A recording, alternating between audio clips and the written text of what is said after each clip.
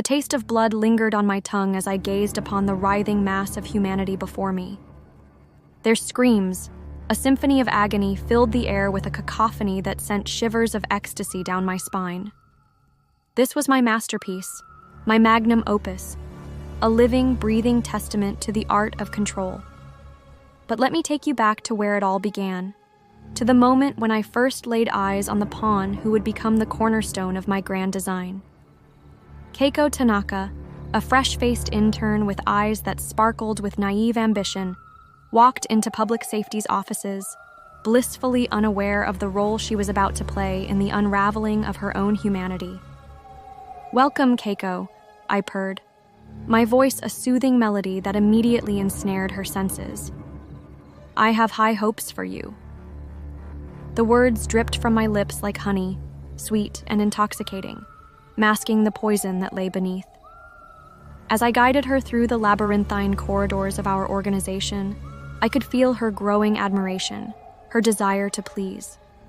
It was pathetic, really, how easily humans could be molded, their minds as malleable as warm clay in my hands.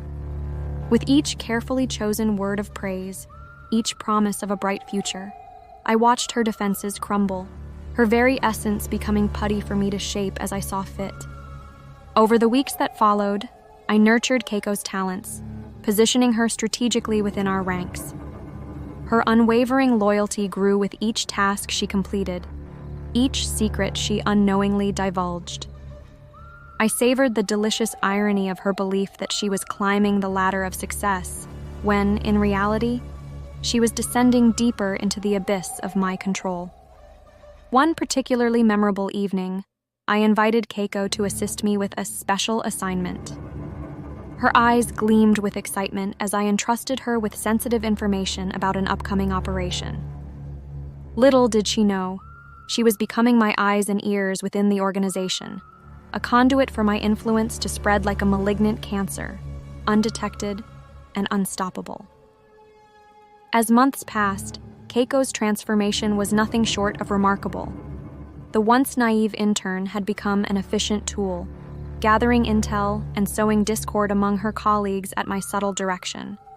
Her actions, seemingly innocuous to others, were perfectly orchestrated notes in my symphony of manipulation. I couldn't help but feel a twinge of pride in my creation. Keiko, like so many others, was a testament to my ability to shape the world around me. As I watched her diligently work at her desk, blissfully unaware of her true role, I allowed myself a small smile. After all, in this grand game of control, every pawn has its purpose. And Keiko Tanaka, my unwitting protégé, was playing her part beautifully in the intricate dance of domination that only I could see. But Keiko was merely the beginning, a single thread in the tapestry of horror I was weaving. As I expanded my influence, I set my sights on bigger prey, Ryota Ishida, a veteran devil hunter whose mind was already fractured by the horrors he had witnessed. His soul, tainted by the blood of countless demons, was ripe for the taking. I first encountered Ryota in the aftermath of a particularly gruesome devil attack. The stench of death hung heavy in the air, mingling with the acrid smell of fear that emanated from the survivors. Ryota stood amidst the carnage, his eyes vacant, his hands trembling as they clutched his weapon. I approached him, my footsteps silent on the blood-soaked ground. "You've done well, Ryota," I whispered, my voice cutting through the fog of his shock. "But I can see the toll it's taken on you. Let me help you bear this burden." His eyes, haunted and desperate, locked onto mine. In that moment, I saw the depths of his pain, the yawning chasm of his trauma. It was exquisite. With gentle words and false compassion, I began to mold him, reshaping his broken psyche into a weapon of my own design. Over time, I nurtured Ryota's dependence on me, positioning myself as his savior, his anchor in a world of chaos. I whispered poison into his ear, twisting his perception of right and wrong until the line between heroism and monstrosity blurred beyond recognition. One night, as the moon hung low and bloated in the sky, I gave Ryota his first true test. I led him to a small, nondescript house on the outskirts of the city. "There's a devil inside," I lied, my voice dripping with false concern. "It's disguised itself as a family. We can't let it live." Ryota's eyes widened, a flicker of doubt crossing his face. But it was quickly replaced by the cold determination I had so carefully cultivated. Without a word, he kicked down the door and entered the house. The screams that followed were music to my ears. As Ryota emerged, covered in the blood of the innocent family he had just slaughtered, I saw the last vestiges of his humanity slip away. He was mine now, body and soul, a perfect instrument of destruction. But my web of control extended far beyond the realms of devil hunters and interns. I set my sights on the corridors of power, identifying Hiroshi Nakamura, an ambitious young politician, as my next target.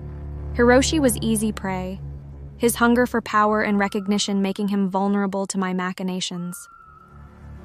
I approached him at a fundraising gala, my presence commanding attention as I glided through the crowd of sycophants and social climbers. "Mr. Nakamura?" I said, my voice a silky purr that sent shivers down his spine. "I've been watching your career with great interest.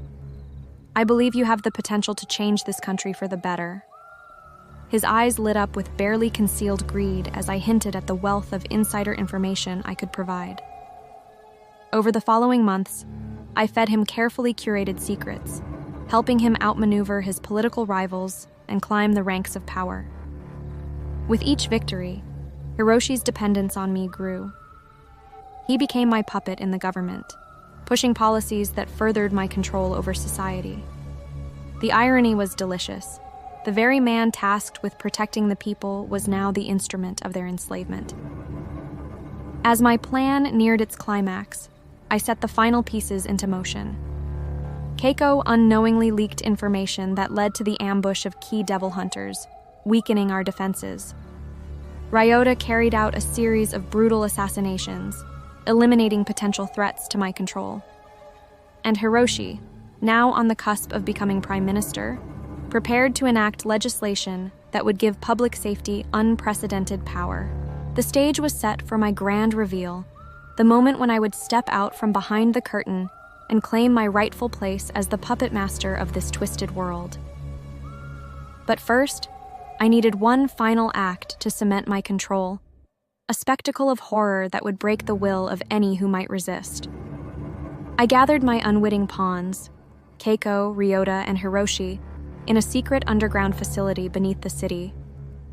As they entered, confusion etched on their faces. I felt a thrill of anticipation course through my veins. "Welcome, my dear friends," I said, my voice echoing in the cavernous space. "You're just in time for the main event." With a wave of my hand, the lights flickered on, revealing rows upon rows of cages. Inside each one was a devil, twisted and monstrous, their inhuman eyes gleaming with malice. But interspersed among them were humans, politicians, journalists, devil hunters, all those who had posed a threat to my plans. "What is this?" Hiroshi gasped, his face pale with shock. "What have you done?" I smiled, a cruel twist of my lips that sent shivers down their spines. "This, my dear Hiroshi, is the future. A world where the line between human and devil is blurred, where chaos and order dance in perfect harmony under my control." As understanding dawned on their faces, horror quickly followed. Keiko stumbled backward, her mouth opening in a silent scream. Ryota's hand instinctively went to his weapon, but he found himself unable to draw it against me.